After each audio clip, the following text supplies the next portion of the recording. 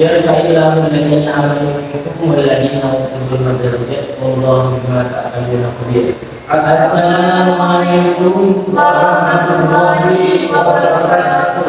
Dewan yang adil dan bijaksana, salam sejahtera kita semua. Salam Om Swastiastu, Namo Buddhaya, salam kebajikan. Dewan yang kami hormati, pertama-tama izinkan kami memperkenalkan diri. Nama saya Muhammad Siti. Nama saya Nusrati. Dan saya Siti Fatmawati Hafid.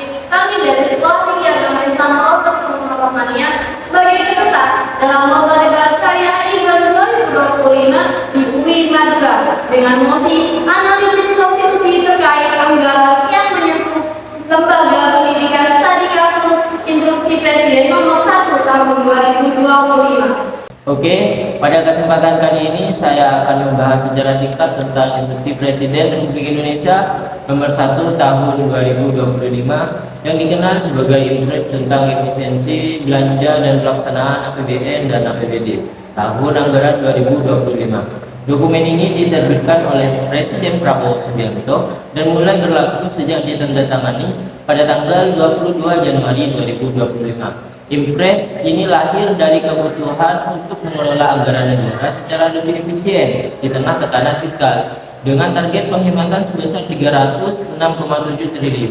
Tujuannya adalah untuk memastikan bahwa dana yang ada dialihkan dari belanja yang kurang produktif seperti perjalanan dinas yang dipotong 50%, seminar atau kegiatan seremonial yang dialihkan kepada program prioritas yang benar-benar berdampak seperti pembangunan infrastruktur dan layanan publik. Instruksi ini ditujukan ke berbagai pihak, mulai dari menteri, kepala lembaga, gubernur, hingga bupati atau wali kota. Salah satu poin penting adalah bahwa efisiensi ini tidak menyentuh belanja pegawai atau bantuan sosial, yang artinya gaji guru, tunjangan, dan program seperti Kartu Indonesia Pintar tetap aman. Anggaran diprioritaskan untuk kebutuhan mendesak seperti renovasi sekolah dan program makan bergizi gratis yang justru mendukung pendidikan secara holistik. Prosesnya diawasi ketat oleh Badan Pengawas Keuangan dan Pembangunan serta DPR dengan tenggat pelaporan revisi anggaran hingga tanggal 14 Februari tahun 2025. Dengan kata lain, Impres ini adalah langkah strategis untuk menjaga stabilitas ekonomi sambil memastikan anggaran pendidikan dan sektor lainnya tetap terpenuhi. Meski ada kritik dari beberapa pihak, pemerintah menegaskan bahwa ini adalah upaya cerdas untuk masa depan yang lebih baik. Nah, untuk gambaran yang lebih jelasnya, mari kita simak penjelasan dari rekan saya. Baik, terima kasih.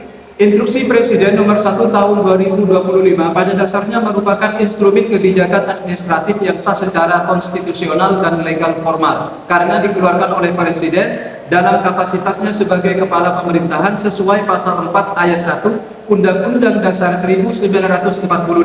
Kehadiran Impres ini tidak dapat dipandang sebagai bentuk pengabaian terhadap kewajiban negara dalam bidang pendidikan, melainkan sebagai strategi pengelolaan fiskal yang lebih efisien, akuntabel dalam kerangka good governance. Secara substansial, Impres nomor 1 tahun 2025 menitik beratkan pada pembatasan belanja negara yang bersifat non-prioritas seperti perjalanan dinas, seremoni, studi banding, hingga honorarium berlebihan yang selama ini kerap dianggap memboroskan anggaran negara.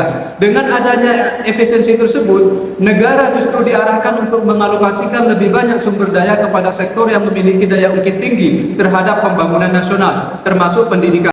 Hal ini sejalan dengan amanat pasal 23 Undang-Undang Dasar 1945 yang menekankan bahwa pengelolaan keuangan negara harus dilakukan secara terbuka, bertanggung jawab, serta sebesar-besarnya untuk kemakmuran rakyat. Terkait isu konstitusionalitas alokasi minimal 20%, anggaran pendidikan sebagaimana diatur dalam pasal 31 ayat 4 Undang-Undang Dasar 1945, interpretasi yang progresif menunjukkan bahwa ketentuan tersebut harus dipahami dalam kerangka prioritas dan proporsionalitas, bukan angka nominal yang statis.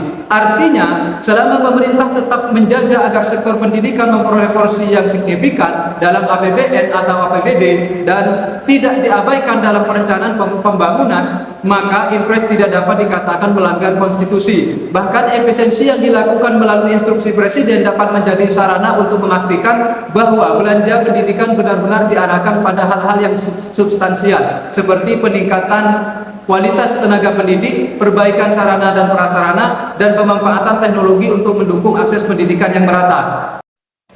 Sebagai kesimpulan, efisiensi anggaran memang penting untuk menjaga stabilitas fiskal.